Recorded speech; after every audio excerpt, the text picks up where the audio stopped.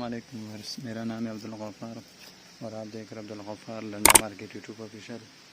ये जो है ना, इसके अंदर आपको जो है ना सारे ठेरों वाले सफरी बैग मिलेंगे आपको।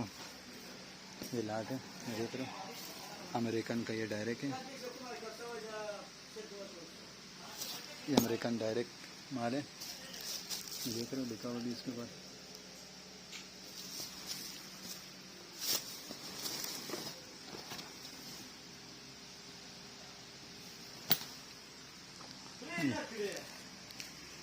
ये लाड है सारा,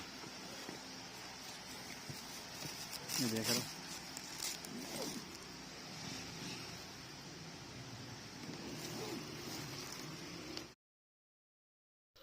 ये देख लो, ये माल का विज़िट करो।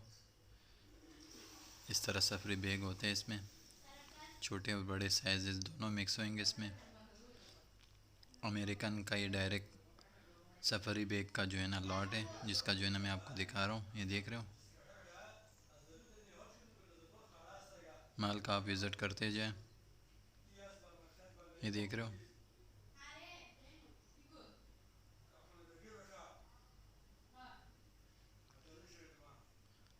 ये देख रहे हो, बिल्कुल साफ़ सुथरा माल है, बिल्कुल फ्रेश माल है।